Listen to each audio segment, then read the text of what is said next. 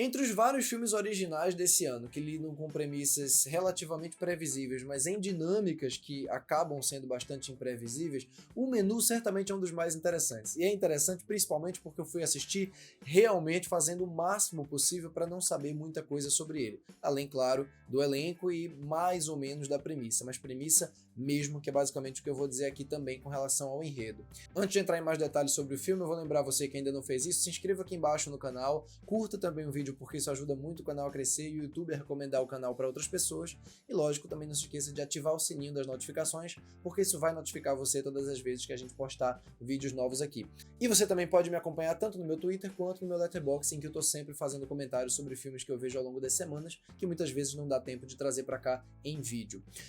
Bom, o Menu, que é dirigido pelo Mark Mylod, que é a grande revelação aqui, porque o elenco, afinal de contas, é todo tarimbado, ninguém espera menos do que a excelência de todos eles, mas o diretor não. O diretor realmente é um cara que é muito desconhecido para a maior parte das pessoas e que eu, por exemplo, conheço por uma comédia romântica absolutamente barata e banal, que é o What's Your Number com o Chris Evans. Então, enfim, definitivamente não era esse tipo de coisa aqui que eu esperava dele. E olha que algumas das principais qualidades desse filme aqui tem justamente a ver com essa experiência prévia que ele teve, já chegou lá. Bom, aqui basicamente a gente acompanha um casal que é interpretado pelo Nicholas Hoult e pela Anya Taylor-Joy. A gente não entende muito bem qual é a deles, o que é que eles são um do outro, a gente só sabe que eles estão juntos naquele momento, e eles vão para uma experiência de degustação num restaurante chiquérrimo, numa ilha no meio do nada, onde um chefe, que é interpretado pelo Ralph Fiennes, vai propor um menu absolutamente inesquecível para eles e para, claro, outras pessoas que vão, outros casais, outros grupos e pessoas que são ou influencers, ou críticos gastronômicos, ou pessoas que estão simplesmente a fim de fazer uma programação muito diferente, etc.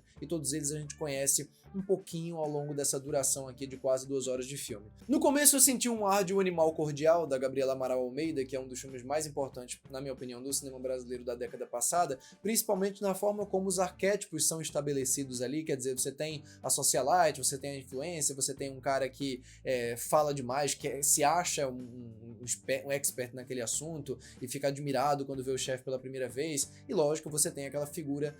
que vai receber todo mundo ali e vai aos poucos transformar tudo numa experiência de pesadelo mesmo, né? Então assim, não é um spoiler entregar que se trata de um filme de terror barra suspense, mas o que é curioso é como na maior parte do tempo o clima que predomina aqui é um clima de diversão mesmo. Eu fico até na dúvida se eu classificaria o Menu como uma comédia de terror ou um terror com comédia, porque no final das contas o que o Mark Mylod, que tá aqui dirigindo um roteiro original de uma dupla de diretores, tá fazendo é equilibrar muito bem os dois polos de interesse de gênero, mas sempre preservando o teor cômico. Não é, portanto, um daqueles filmes que começam divertidos, começam engraçados e vão pouco a pouco inserindo elementos mais dark, elementos mais pesados, e a história vai ficando séria. Sim, a história vai ficando séria, sim, coisas perturbadoras vão acontecendo, sim, o filme tem algumas cenas tensas, sim, tem coisas bizarríssimas que acontecem aqui, mas sempre a partir de um olhar cínico, sempre a partir de um sarcasmo, sempre a partir de uma brincadeira, de uma sátira. É uma sátira absoluta, é um filme que vai falar, entre outras coisas, da obsessão pela busca de significado nas obras, e portanto isso não vai se tratar só de comida, ele poderia, na verdade, estar falando de cinema também, e notoriamente na figura, por exemplo, do Nicholas Hoult, que é um cara que está cada vez mais admirado pela intelectualidade presente em cada prato, e que está tão obcecado, tão vidrado naquilo que ele não vê absolutamente absolutamente nada de grave que acontece em torno dele. E à medida que o filme vai crescendo nessa escalada dele de absurdismo, a gente vai entendendo como, na verdade, a ideia é que a coisa seja realmente radical mesmo na sátira. Esse personagem, para mim, representa muito bem toda a ideia do filme e representa muito bem também como, no fim das contas, ele é muito menos sobre comida e muito mais sobre cinema, muito mais sobre a relação do público ou de um certo tipo de público com os filmes, etc, etc. Claro que as ideias e os símbolos presentes aqui nessa relação que eu tô fazendo da comida com o mundo do cinema são bastante óbvios, não tem nenhuma relação que você precise parar para assistir o filme 2 ou 3 vezes para entender, muito pelo contrário, até porque algumas são até verbalizadas mesmo. Mas o que é legal é que o filme brinca muito mais do que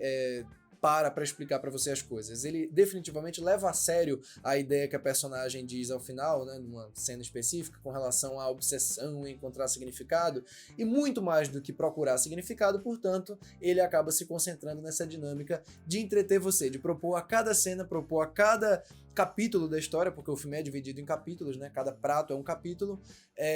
coisas novas, coisas diferentes, coisas para entreter o público. E isso ele faz muito bem. O Mark Mylod consegue sim conciliar o tom denso suspense que vai dominando o filme a cada prato, né? Consegue conciliar o mistério envolvido aqui nos personagens e na presença de cada um deles ali, mas na minha opinião falta aqui ainda um certo punch, falta um impacto, mesmo que o filme trabalhe com a comédia, mesmo que o sarcasmo domine até o último segundo de duração, eu sinto falta de um elemento um pouco mais disruptivo, mesmo porque o filme ameaça ter esse elemento o tempo inteiro. Ele ameaça partir para uma violência, ameaça partir para uma intensidade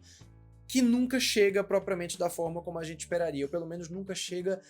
com o impacto que poderia chegar. O filme até tenta se expandir um pouco mais e, curiosamente, quando ele tenta fazer isso, ele acaba ficando ainda mais brando. Felizmente, todas essas cenas que não operam 100% no campo do terror, operam 150% no campo da comédia. Praticamente todas as piadas aqui funcionam muito bem, e é justamente por isso que eu falei mais cedo que a experiência prévia do Mark Mylod com comédias acabou funcionando muito melhor no momento em que ele pegou um texto e uma ideia geral e um elenco muito capaz de dar vazão a essas piadas, sem que elas fiquem só soltas ali no meio, elas realmente compõem a ideia geral do filme.